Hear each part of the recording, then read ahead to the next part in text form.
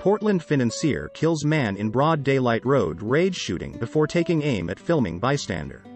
But before we start, please make sure to subscribe our channel for more videos. A wealthy Portland businessman fatally gunned down a man Wednesday in the heat of a road rage battle, and then turned the weapon on a bystander who dared to film the murder, according to a report. The eerie image captured Jeffrey E. Hammond, 46, pointing the firearm at Samuel Gomez from the safety of his Mercedes with victim Ryan Martin lying dead on the street. Hammond allegedly fired 2 shots at Gomez, striking him once in the leg, before peeling out. He got the gun loaded and he just straight looked at me and then, as you can see in the picture, just popped me, Gomez told the Oregonian.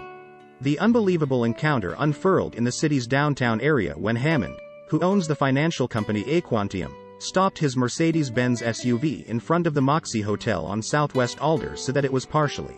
Martin, 47, pulled up behind him and tried to encourage Hammond to move, but the two exchanged middle fingers as Martin drove around Hammond, according to an arrest affidavit. Martin climbed out of his car and tried to approach Hammond, who then began loading a gun despite admitting to officers later that he could see Martin was unarmed when he tapped on the Mercedes windows. It is unclear what, if anything, Ryan Martin said while tapping on the window, the affidavit reads, but witnesses described shouting. That's when Hammond allegedly rolled down the window and shot Martin in the chest. Martin tried to plead with Hammond for his life, telling him, "I'm sorry. I had a bad day," but the gunman allegedly tried to take a second shot at the dying man. The gun jammed, police said. "You are lucky I didn't shoot you in the head," witnesses recalled Hammond saying, adding that the businessman also flashed a badge, as if he were a policeman. As Hammond continued fiddling with the weapon, Phoenix resident Gomez walked outside of the Moxie Hotel, where he'd been attending a conference of the National Organization of Minority Architects as a presenter, and stumbled upon Martin's final moments. Gomez took out his phone to record the insanity and captured the moment Hammond got his gun functioning again and took aim at the cameraman, the court records state.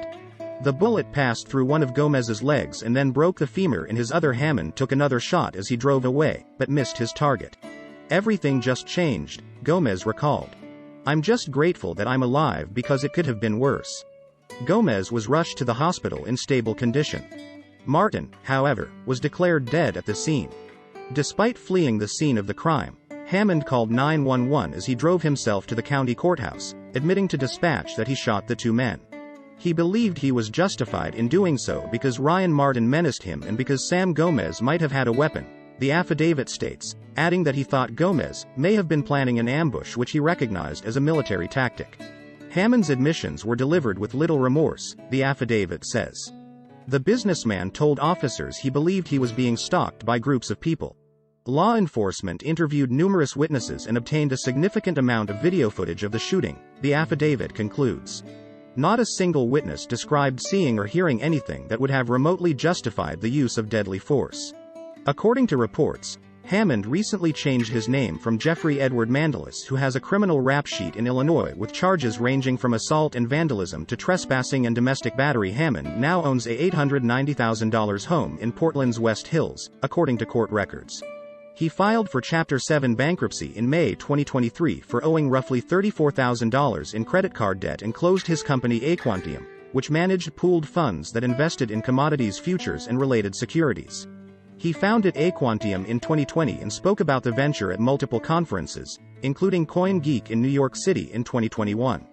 Thanks for watching.